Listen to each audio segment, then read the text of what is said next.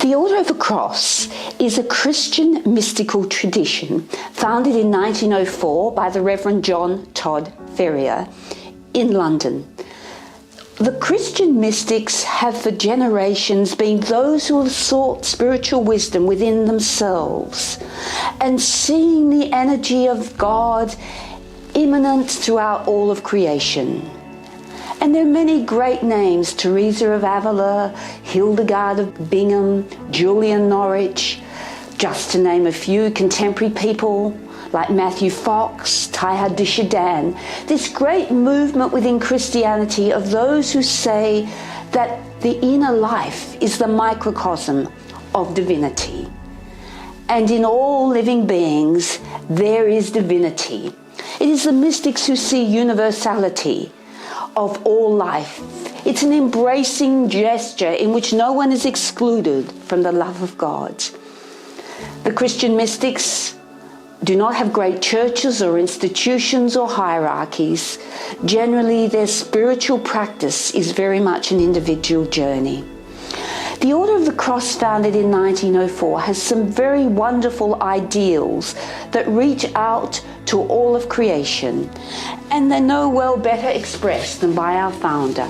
And I read these four ideals: to proclaim the universality of humanity, the essential oneness of all religious aspirations, and the unity of all living creatures in the divine; to teach the moral necessity for humaneness towards all men and all creatures; to protest against and to work for the abolition of all national and social customs which violate the teachings of the Christ, especially those that involve bloodshed, the oppression of the weak and defenseless, the perpetration of the brutal mind, and the infliction of cruelty upon animals, viz. War, vivisection, and the slaughter of animals for food, fashion, and sport, and kindred evils; to advocate the universal adoption of a bloodless diet and the return to simple and natural foods; to proclaim a message of peace and happiness,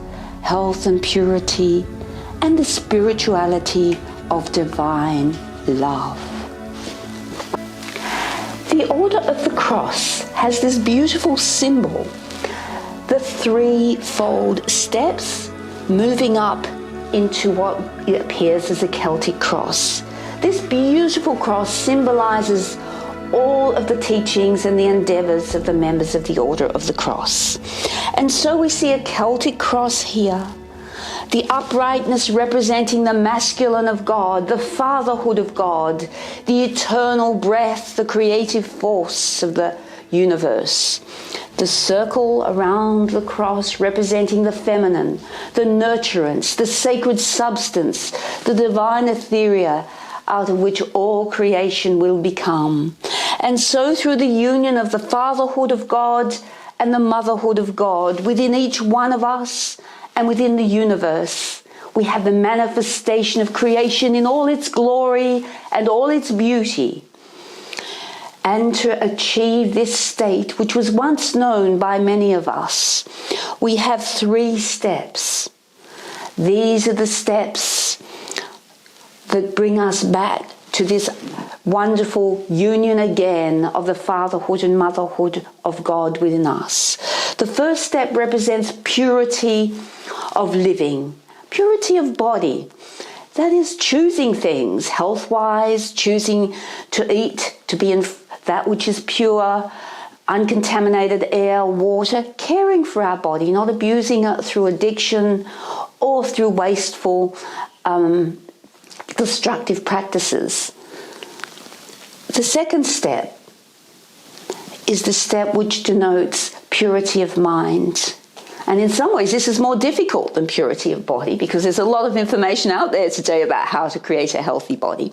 But to create a healthy mind has 2 gestures. One is within ourselves, to be free of negative thoughts, to avoid criticism of others, to hold a place that is free of trying to manipulate others to our points of view, to trying to control others, to enabling ourselves to be fooled by delusions, by ignorance, to be embraced in anything that is contaminated with hatred or separation from one human being of another. And the second gesture is actually moving out to embrace in compassion all living beings. This is a very difficult process, much harder than it sounds. It means owning our projections, not turning others into darkness, not blaming others, not criticizing others, but going back to our inner altar and asking ourselves, what is it within our own minds that we can purify, rebalance, and make whole? It is freeing others from our judgment, from our hatred, and from our desire to control and manipulate their worlds and their thinking.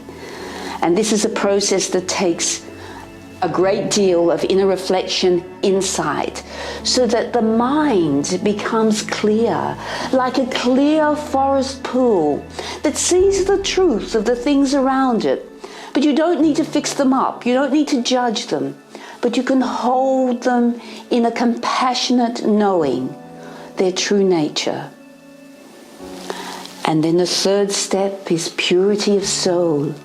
And purity of soul takes us to the human temple in which the spirit, the eternal human spirit, dwells, with the three qualities of perception, intuition, and understanding. That means we must clear the screen of the soul of all shadow states. We must become humble. We must become mindful in the deepest spiritual way, so our perceptions may become clear and we may truly see the divine way. That our understanding may be illumined with the light of the true vision. And our intuition, that wonderful storehouse of all the treasures of our past soulic experience, be accessible through true perception. These three steps are essential in order for us to realize this beautiful cross within us, the divinity within us. We could talk about these three steps also. The first step being a commitment to the Jesus life, the life of purity. The second step being a commitment to the Christ life, the illumination of the mind and the understanding that sees truly. And the final step being a state of Lord consciousness in which we truly live and move and have our being in all of creation. And it is this symbol that the Order of the Cross stands for.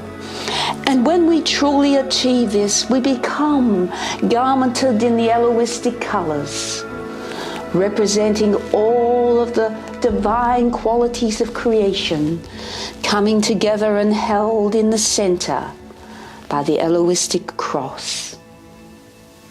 It is for these things that the Order of the Cross stands.